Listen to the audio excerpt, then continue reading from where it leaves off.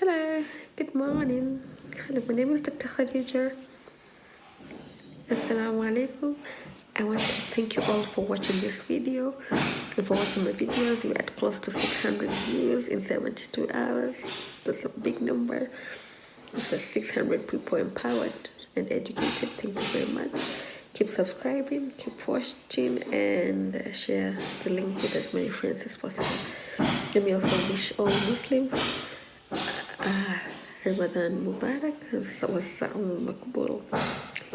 let's begin our topic for today: ice feminization with stories. So one, I think I was an intern at that time, and I was attending a wedding, and I was seated next to women who were discussing, were gossiping rather, another woman, and they said how she got a child when she was a young girl and married in her early 20s. Then she got married, and every time she carried a baby, she would get complications, and the baby would be born preterm, and the baby will have a characteristic appearance. The baby will be swollen and puffy, and they were wondering whether the woman was bewitched or whether the woman needed spiritual intervention. But at the back of my mind, I thought that was racist immunization, most likely, with what you call hydrops fetalis.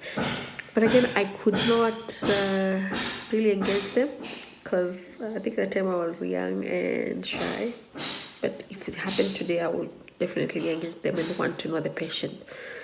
Then the other story is one of my family friends calls me, and he was like, my wife has given birth to our first baby, and I was like, wow, congratulations.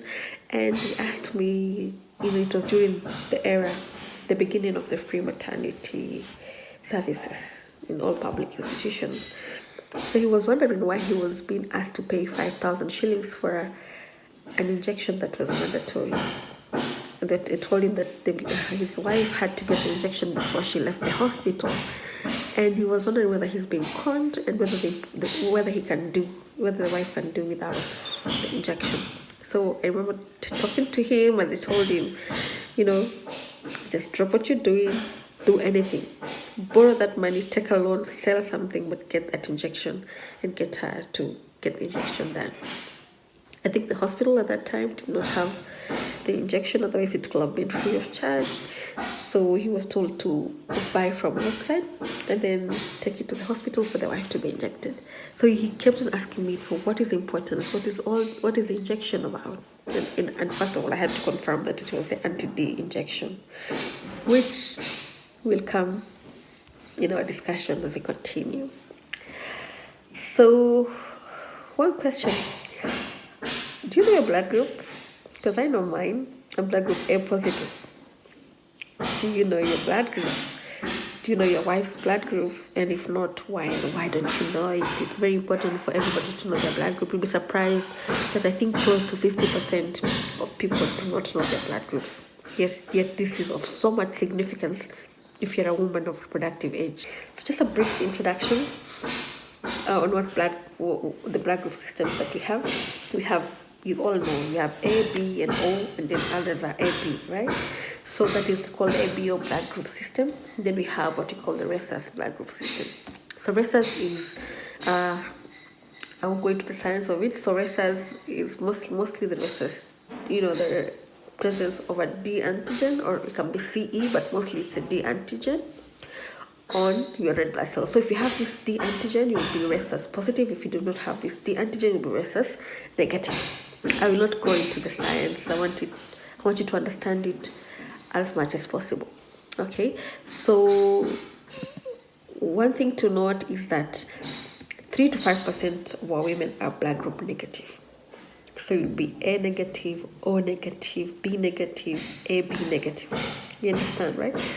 And 97% of our population is blood group what? Positive. So if you are a woman who is blood group negative, chances are that your spouse, your partner, will be rhesus positive. Hope that's clear, right?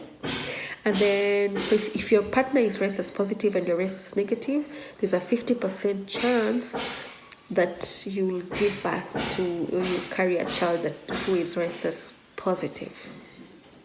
Okay, That clear?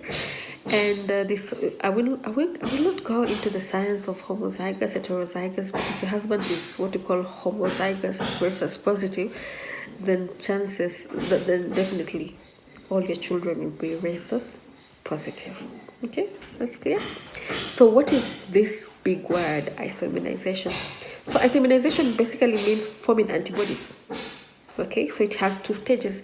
There's what we call sensitization and then what we call immunization. Okay, so if you are blood group A negative, then you carry a baby who is blood group positive. So your body will recognize this baby, or if this baby's blood escapes into your system, your body will form antibodies that could potentially harm this baby. Okay. But if it's a first pregnancy, it doesn't have to be a term pregnancy, even if you had a pregnancy and you had a miscarriage, as long as there was that escape of that product of conception, no matter how small it is, as long as there was escape of that blood into your system, then your body will be sensitized and will form antibodies. So the next time you get pregnant, your body will be already immunized, right? So you will attack this foreign body, this baby that has a positive blood group. Is that clear? I hope it's not too scientific. Okay, and then there are other ways in which you can get immunized. If, for example, you got transfused at one time in your life and you got blood group that was positive, maybe they didn't do addiction and matching, then chances are that you will form antibodies and your body will already be sensitized and immunized. And so the next time you carry a baby who is positive, blood group A positive, B positive, O positive, then your body will form. There's a chance that your body will set in a massive attack on this foreign body. Is this clear? Please, okay. So I hope isoimmunization is very, very clear. Okay. So we have talked about the methods of isoimmunization, transfusion, and the pregnancy. So a pregnancy in itself should not make you get isoimmunized, because the baby has their own system, you have your own system, and there's what we call the placental barrier. So there's exchange of nutrients, etc. The baby's blood will not escape into the mother's system, to the mother's blood system. That's why you can, if you're HIV positive, there's a very little chance that you transmit HIV to the baby, because the systems are different. The blood systems are different, and they're separated through the placental barrier. Okay? Okay? But if there's a chance that the baby's blood escapes into your blood system, then you could form these antibodies, and it can escape through your system, into your system through anything, miscarriage, or any medical procedure that is done that includes popping in needles into your amniotic fluid cavity, or